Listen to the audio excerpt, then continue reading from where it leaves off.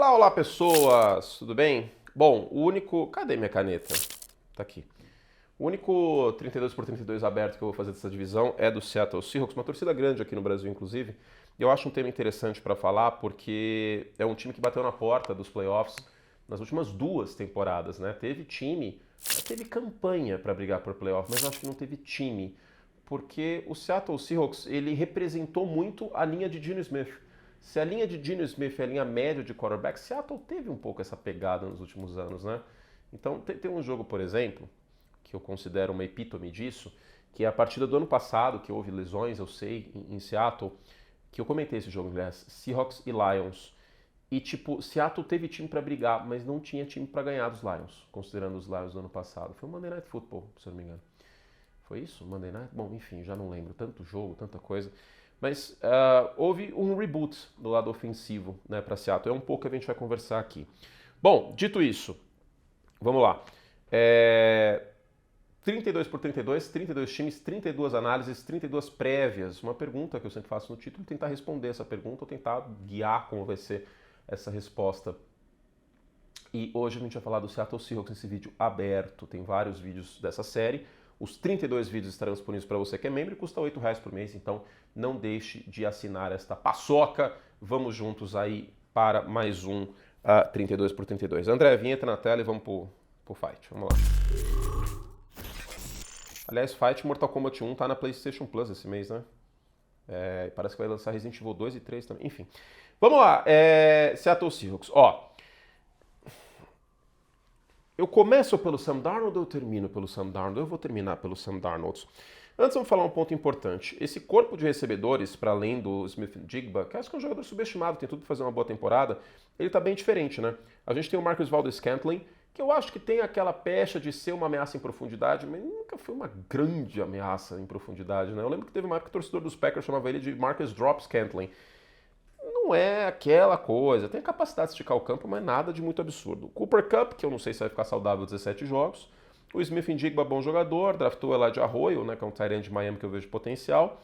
E o miolo da linha ofensiva, que foi trágico no ano passado, chega o Greg Zabel, left guard de North Dakota State, que é um jogador que foi muito bem no Senior Bowl, e é um jogador com versatilidade. Isso pode ser importante caso haja lesões de novo na linha ofensiva de Seattle. Esse foi o panorama, especialmente offensive tackle, nos últimos anos. Não é a única mudança de Seattle. O Clint Kubiak chega para ser o novo coordenador ofensivo, eu acho que é uma mudança positiva. O McDonald tem na defesa, e daqui a pouco eu falo sobre a defesa, uma unidade em ascensão, mas o ataque, já que mudou o quarterback, muda o coordenador também.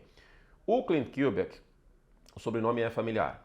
Filho, né, de um técnico que venceu o Super Bowl com os Broncos, o Super Bowl 50, né, o Kubiak inclusive foi reserva do John Elway, e é meio que a patotinha do Kyle Shanahan, é a panelinha do Kyle Shanahan ali, pá. Então espere conceitos parecidos, é basicamente um graduado do Instituto Kyle Shanahan, vamos colocar dessa forma, né? West Coast Offense, passe no meio do campo, outside zone até não poder mais, e aí eu acho que tem uma questão, por quê? Ano passado, o que a gente viu com o Clint Kubiak? A gente viu o Rashid Shaheed em profundidade, quando ele estava saudável. A gente viu o Alvin Kamara sendo utilizado bastante em campo aberto, bastante corrida para fora dos tackles.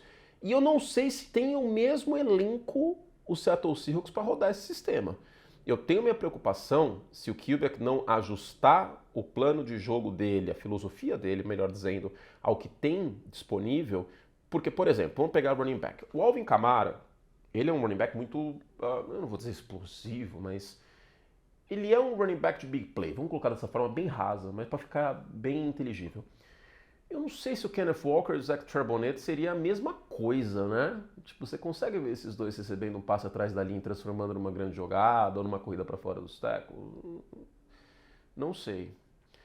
Se tivesse o DK Metcalf, eu poderia imaginar que poderia ser, né, tipo o Rashid Shaheed em profundidade, mas não tem mais, né? Ele tá em Seattle agora, ele tá em Pittsburgh agora.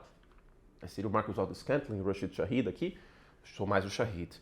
Então tem algumas coisas desse ataque que me deixam com a pulga atrás da orelha.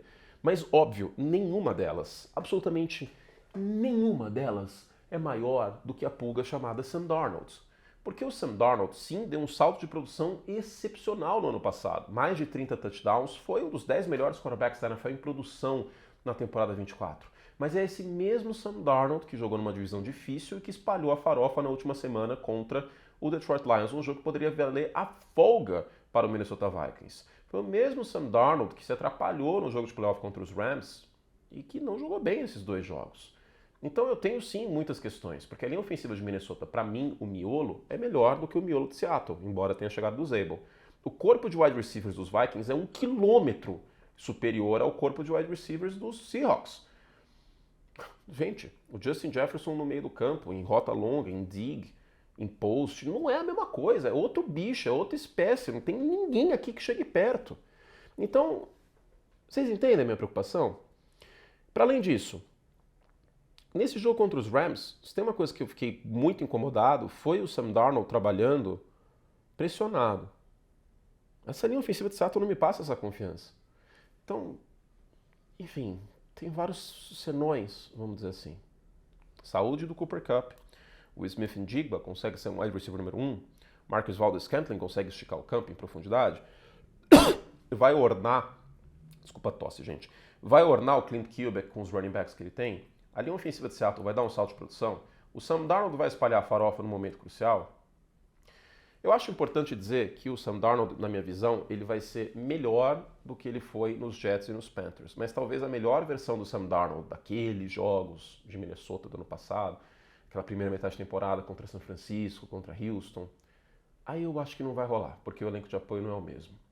E dito tudo isso, a defesa eu acho fantástica. Eu acho uma unidade que tem tudo para crescer de produção. A gente tem o Witherspoon, que teve um ano silencioso em termos numéricos, de estatísticas, mas ainda é um cornerback que eu tenho excelentes expectativas.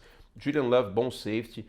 Boa escolha no draft, o Emonwori, né, um jogador físico aí que eu estou muito intrigado para ver o desenvolvimento com o McDonald. O front talvez poderia ter um pouquinho mais de talento na posição de apressador de passe. Né, um osso está machucado, o Lawrence machucou ano passado, isso pode ser um fator na NFC Oeste, pode até ser, mas a defesa não é a minha preocupação. A defesa com o McDonald deve continuar sua curva de evolução, até porque ele tem um sistema complexo, né, de pressões simuladas, papapá, e aí mais um ano de trabalho com ele. Agora, a verdade é que o Seattle Seahawks não tem uma certeza na posição de quarterback, e é aí que mora o BO. Então eu quero acreditar no Sam Darnold, porque seria uma história fantástica. Né? E eu gosto muito do trabalho que o McDonald fez em Baltimore como coordenador defensivo, e eu gosto do trabalho que ele está fazendo no lado defensivo.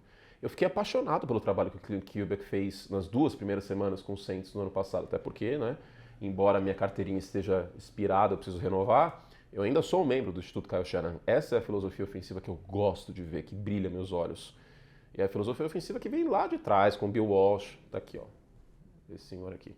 Lá de trás, tal, essa é a árvore que eu faço parte, esse é o instituto que eu faço parte, por assim dizer. Mas eu não sei se o time corresponde a isso. Então, vocês entendem que tem muitos senões?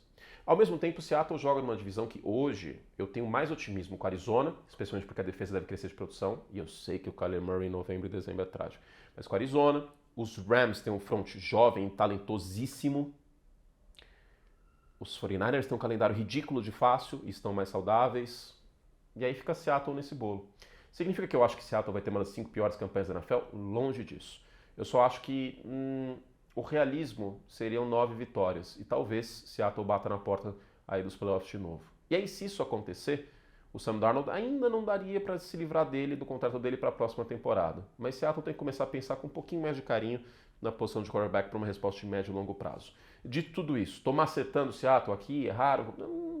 Eu acho que considerando que dava para fazer, foi uma aposta válida o Darnold. De verdade, eu acho uma aposta válida. A classe de quarterbacks não era maravilhosa. Vocês lembram, né? Eu não vou mudar o meu discurso da época. É só que tem muitos senões. E aí resta saber, e essa é a pergunta, título desse vídeo. Qual Sam Darnold vai aparecer neste ano? E a resposta é, não será o de Minnesota. E o de Minnesota não foi suficiente para os Vikings passarem do wild card. Então, eu acho que a situação de Seattle não é de tanto otimismo também por conta disso. Um beijo carinhoso para vocês, fizemos todo o estrago que podíamos. E até a próxima. Tchau.